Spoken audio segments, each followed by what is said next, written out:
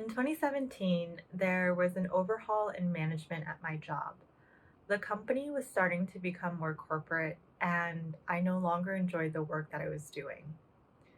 I wanted to leave, but didn't know what to do next, and so I stayed put.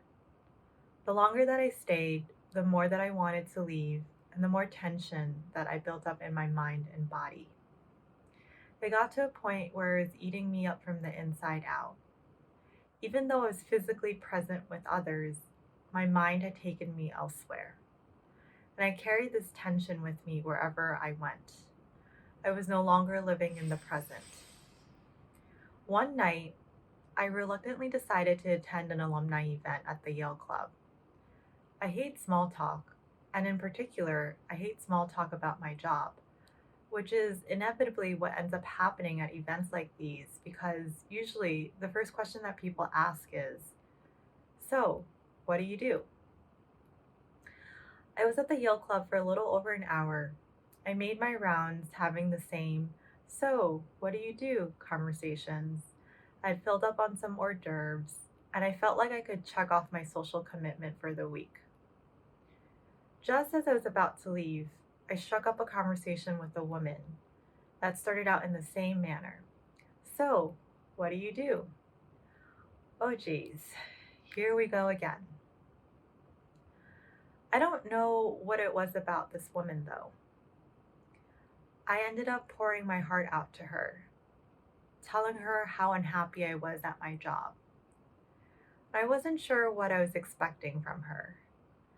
That maybe she would tell me to stay despite my misery because, I have bills to pay. The thing is, I hadn't even bothered talking to my family about this because I figured that they would have said to me, "Who likes their jobs anyway? The point is that you're making money." But to my surprise, she emphatically told me to quit my job. And hearing this from a parental figure, a Yalie no less, I felt really empowered leaving the Yale Club that night. I told myself, I'm going to do it. I'm going to quit my job. A few days later, I was at my grandmother's eating dinner, and there I was at it again. Even though I was physically present, my mind had taken me elsewhere. Even though I felt like I was empowered leaving the Yale Club a few nights ago, I found myself spinning in the same circle. I wanted to leave my job, but I didn't know what to do next. And as I was looping through the same thoughts, my grandma said to me, "Tingay 내가 민감하게." What's wrong? Why does your face look so dark? I let out a sigh. I wondered how much I should share with her. How much of it would she understand? In the past, anytime that I told her that I was bored at my job, she would say to me, "You're so lucky. All you do is sit in front of a computer screen all day. Back in my day, when I came to America, I worked for 8 hours a day, hunched over my table sewing, just to make dollars by the end of the day.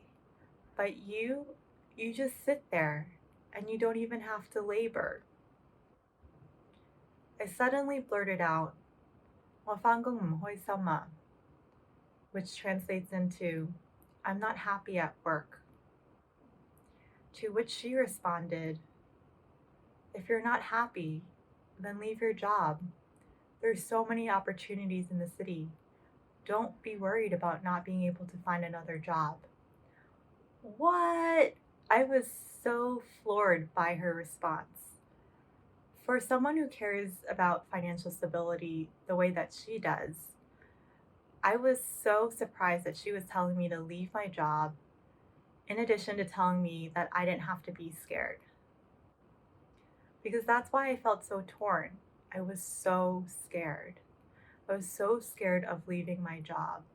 I was so scared of giving up the financial stability that comes with having a 9 to 5 job and what that would mean if I went to buy a house one day. I was so scared of the identity that I built up around my job. my job title, and a clear answer to the question of, so, what do you do? I was scared of leaving without having another opportunity lined up. I'd have to explain a gap in my resume, and I wouldn't have any leverage in salary negotiations. I was so freaking scared, and here was my 90-year-old grandmother telling me to not be scared. In fact, she said to me, "如果你冇錢呢，你可以嚟同我住啊," which translates into, "If you don't have money, you can come stay with me."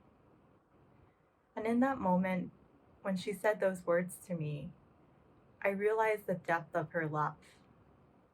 My happiness and well being were more important to her than any job title, prestige, or salary. The conversation that I had with my grandmother was the straw that broke the camel's back. A few days later, I went to work and gave my 2 weeks' notice. And that day, after I left work, I felt like 100 pounds had been lifted off my shoulders.